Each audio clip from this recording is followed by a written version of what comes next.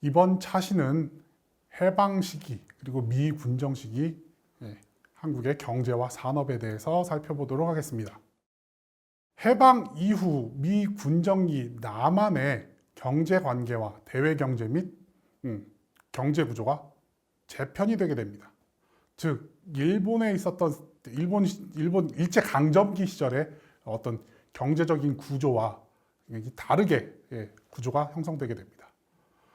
일단 대외 경제 관계가 일본 중심에서 미국 중심으로 넘어가게 되고 결과적으로는 이 세계 자본주의, 미국 중심의 세계 자본주의 권역에 편입이 되게 됩니다. 그러니까 일제 강점기 하에서 조선은 식량을 비롯한 물적, 인적 자원의 공급 기지, 일본 상품의 판매 시장, 일본 자본의 초과 이윤 수탈 대상이었지만 해방을 맞이하면서 조선 경제는 일제의 독점적 지배로부터 벗어나게 됩니다. 그리고 일본, 조선, 만주를 연결하는 폐쇄적인 경제 권역으로부터도 떨어져 나오게 됩니다. 대신에 미군정 하에서 미국이 지배하는 세계 자본주의 권역에 종속적으로 편입이 되게 됩니다. 일제강점기 시절 일본인 자본가 및 지주계층을 대신해 한국인 자본가층도 부상을 하게 됩니다.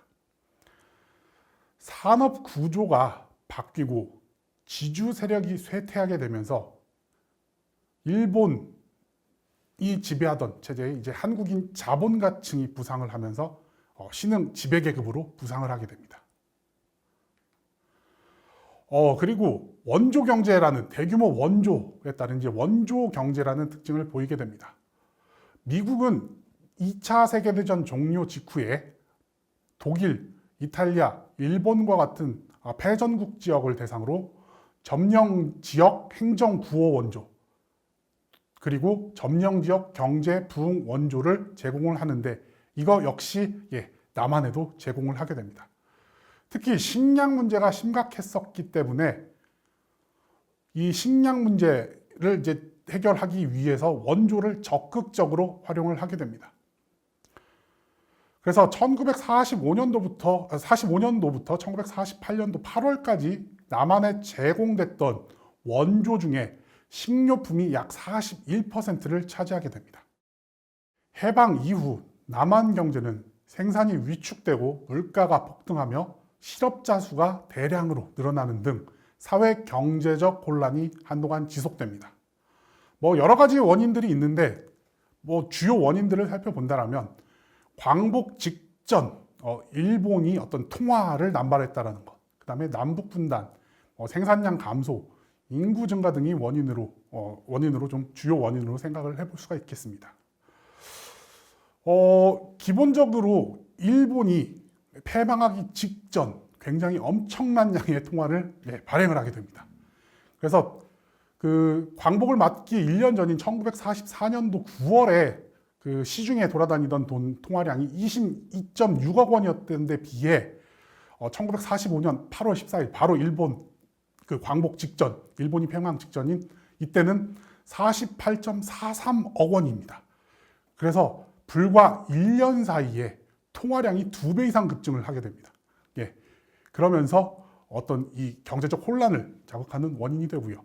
또 일본 경제와 관계가 끊어지면서 38도선을 기준으로 남북이 분단되면서 경제적으로 상호 보완적인 구조가 좀 무너지게 됩니다. 특히 전기 생산이라든지 중공업 등이 주로 북한에 몰려 있어서 남한의 경제 상황이 더욱 이제 안 좋아지는 상황이 되고요. 그리고 일본이나 해외로 나갔었던 인구가 1946년에서 1948년 사이 230만 명이 돌아오게 됩니다. 그래서 230만 명의 인구가 증가를 하게 됩니다.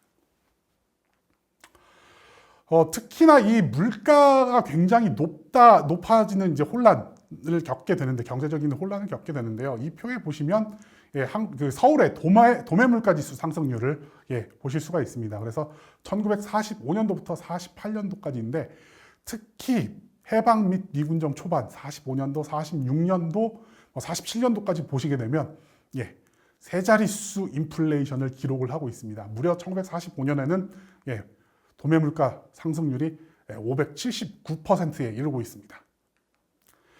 보통 이러한 형태의 이제 인플레이션을 하이퍼 인플레이션이라고 얘기를 합니다.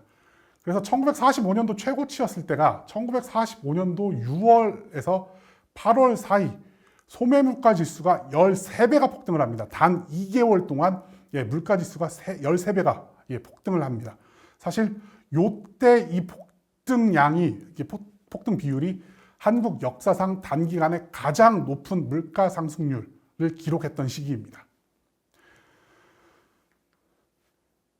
그리고 이러한 문제들과 함께 한국에서는 이제 남한에서는 특히 이제 농업 문제, 그 토지와 관련된 농업 문제, 농지 문제 해결이 굉장히 중요한 사안이었습니다. 아무래도 그 남한 경제에서 농업의 비중이 상당히 컸습니다. 그래서 농업 인구 비율로 따져 본다라면 농업에 종사하는 인구가 남한 총 인구의 70% 정도에 해당했습니다. 문제는 일제 강점기 시절에 대부분의 농지를 이 동양척식 회사를 통해서 이 일본인 지주나 일본 총독부의 소유로 되어 있었기 때문에 이를 이제 다시 환원시켜서 처리하는 문제가 이제 필수적이었습니다.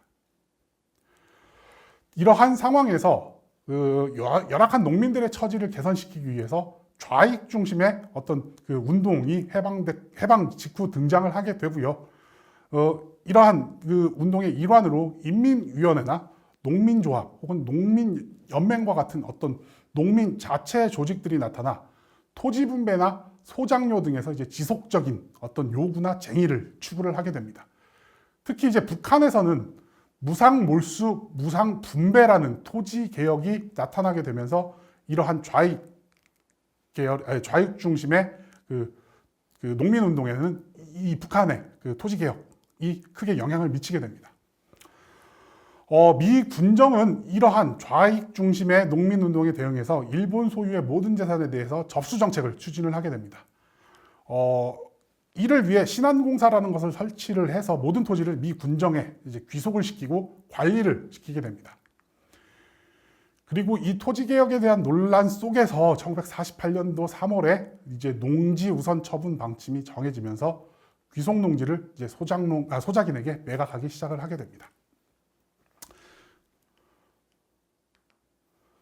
미군정은 이제 식량 측면에서 초반에는 이제 자유매매, 자유가격제를 채택을 했었습니다. 그런데 식량 생산은 부족한 상황에서 수요는 많기 때문에 이로 인해서 가격 폭등이나 이런 혼란들이 발생을 하고 결과적으로 이제 강제 수집 정책을 시행을 하게 됩니다. 그래서 자유매매 대신에 강제 수집 정책을 펴게 되는데 이런 것들은 이제 대중의 불만을 누적시키게 되고 어떤 총파업이나 민중항쟁 등으로 이제 연계된 그러면서 경제사회적인 혼란이 가중되는 이런 상황으로 전개가 됩니다. 공업 생산의 경우 미군정 초기에 굉장히 위축되는 모습을 보이게 됩니다. 이 표를 보시면 아시겠지만 식민지 말기 시절과 이 미군정 시기를 이제 비교를 해보게 된다라면 어떤 공업의 생산액이라든지 노무자 감소 비율 이런 것들을 보게 되면 감소율이 굉장히 크게 나타나게 됩니다. 금액으로 놓고 본다라면 식민지 말기 시절보다 미 군정기의 공업 생산 감소율이 75%고요. 사업체 수도 반절로 줄어들게 됩니다. 그리고 노무자의 수 역시 41%가 줄어들게 되는데 이렇게 이게 공업 생산이 위축되는 원인들을 좀 이제 살펴볼 필요가 있습니다. 먼저 이제 식민지 시절 공업화라는 이 문제를 이제 원인으로 좀 생각을 해볼 수가 있습니다. 조선의 공업화라는 게 자생적으로 전개된 것이 아니라 진행된 것이 아니라 일본의 어떤 일제 강점기 시절 일본의 이해관계를 가지고서 진행되었기 때문에 어떤 조선과 일본의 경제관계가 해방, 광복으로 단절이 되면서 원자재도 이제 없고요. 그 다음에 기계설비를 좀 대체하기도 곤란하고요. 그 다음에 자금 부족 이런 것들이 나타나면서 생산력이 저하가 됩니다. 더군다나 식민지 시절 기계제품, 즉 생산을 하려면 기계를 만들어서 이 기계를 통해서 생산을 해야 하는데 이 식민지 시절 한반도의 기계제품 자금률이 매우 낮았습니다. 그리고 흔히 말하는 이제 엔지니어들, 기술자들도 일본인 기술자가 대부분을 차지하고 있었기 때문에 일본이 패망하고 이런 기술자나 그다음에 기계 제품을 도입할 수 있는 루트가 단절되면서 공업 생산력이 위축이 됐다라고 볼 수가 있습니다. 다음 이제 남북 분단에 따른 산업 보완성이 붕괴된 것도 역시 공업 생산성을 위축하는 원인으로 볼 수가 있습니다. 남북 분단은 남과 북이 이제 분단되면서 조선의 이제 그 공업 생산 능력이 남쪽과 북쪽으로 쪼개지게 됩니다. 즉 그나마 산업 능력이 높지도 않았던, 강하지도 않았던 상황에서 이것마저 이제 남북으로 두 개로 쪼개지게 됩니다. 그리고 남북이 가지고 있던 상호 보완성이 붕괴가 됩니다. 즉 북쪽 지역에 있었던 중공업 생산시설이나 광물 자원 이런 것들이 남쪽에서는 활용할 수 없게 되는 겁니다. 특히 이제 전력 문제도 굉장히 심각한데요. 전력 시설은 북한의 93% 주로 이 수풍 발전소를 통해서 공급이 되는 이제 93%였고요. 전력 시설 자체가 남한에는 7%만 존재하던 시절이었습니다. 그리고 미 군정의 정책상 이유도 존재를 합니다. 미국은 2차 세계대전 이후에 그 자유무역이라든지 그 세계 자본주의 유지와 이제 재편성을 지향을 하게 됩니다. 이전에 그 다른 제국주의 세력들이 블록 경제를 활용을 했었는데 이를 타파하고 자유무역주의 정책을 추진하면서 미국이 가지고 있는 우월한 어떤 산업 경쟁력을 바탕으로 영향력을 확산하려는 모습을 보이게 됩니다. 이에 따라서 미군정 역시 자본주의 질서를 재정비하고 급진 세력을 억압하면서 미국의 영향력을 확보하는 게 가장 중요한 목적이었지, 남한의 공업 생산력을 증가시키는 산업 발전을 위해 노력하는 이런 목적은 부차적인 것이 될 수밖에 없는 상황이었습니다. 더구나 미군정은 기본 목표로서 민생 문제를 해결하는 데 모든 노력을 기울이게 됩니다. 따라서 어떤 긴 흐름을 가지고 있는 국민경제 건설이라든지 공업 생산 능력 강화라든지 이런 부분에 대한 정책은 그렇게 별도로 마련하지 않던 상황입니다. 결과적으로 원조 내용 중에 소비재, 즉각적인 소비를 위해 필요한 원조 제품들은 상당 부분 제공이 됐지만 공업 재건에 필요한 원자재나 기계류의 제공은 그렇게 남한에 많이 제공되지 않는 모습을 보이게 됩니다. 이러한 그 공업 생산력 위축은 시간이 지남에 따라서 일정 부분 이제 만회가 되기 시작을 합니다. 대표적으로 이제 중소 공장이 활성화됩니다. 사실 이제 중소공장의 경우에는 식민지 시절과 관련해서 종속성이 좀 덜합니다. 그러니까 중소공장 같은 경우에는 어떤 그 일본 기술을 가져와서 크게 이제 적용되는, 쉽게 말하면 높은 수준의 기술이 필요한 것도 아니고요. 그 다음에 많은 자본이 투입되는 것도 아닙니다. 그러면서 이제 해방 이후 등장하게 되는 이 중소공장들이 이 공업의 회복력 저하를 이제 일부 메워주는 역할을 수행을 하게 됩니다. 그리고 원조나 무역을 통해서 이제 미군정 후반기로 갈수록 원조나 무역을 통해서 원자재가 이제 부분적으로 보충이 되게 됩니다. 그러면서 이 공업 생산 능력이 일정 부분 이제 회복을 하는 모습을 보이게 됩니다. 무역의 경우는 식민지 시대 주로 이제 일본, 조선, 만주 이 경제권이었었는데 이제 해방되고 미 군정 시기는 이제 주로 이제 홍콩, 중국, 미국과 무역이 이 과거 일본, 조선, 만주 경제권을 대체를 하게 됩니다. 이 무역보다는 이 미국의 원조에 근거한 미 군정이 관리하는 이 관영 무역이 압도적이었습니다. 주로 무역도 이 면허제나 허가제를 시행해서 이 무역을 일정 부분 상당히 이제 통제를 좀 실행을 했었습니다. 이제까지 식민지 강점기 시절 및 미 군정 시기 정치와 경제에 대해서 살펴봤습니다.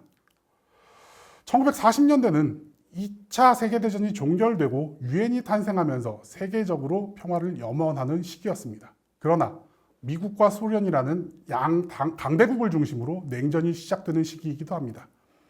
한국은 1910년 일본에 강제적으로 병합되고 강압적이고 탄압적인 통치 시기를 거칩니다. 조선의 민족성을 말살하고 일본과의 일체성을 주입하기 위한 식민지 정책이 진행됩니다. 일본의 패망과 함께 1945년 광복을 맞이하나 냉전이라는 국제 환경 속에서 냉전이라는 국제 환경은 한국에 영향을 미치게 됩니다. 즉 38도선을 기준으로 남쪽에는 미군이 진주하고 북쪽에는 소련군이 진주하게 됩니다.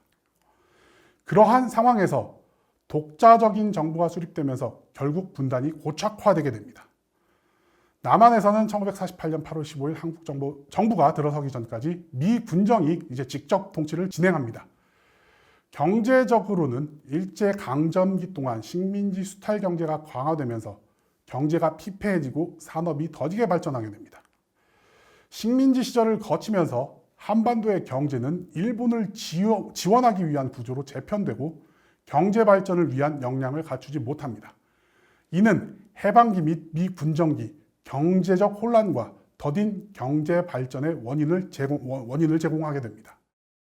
이제까지 일제강점기 및 해방기, 한국의 정치 및 경제에 대해 살펴봤습니다. 이번 강의는 여기까지입니다. 감사합니다.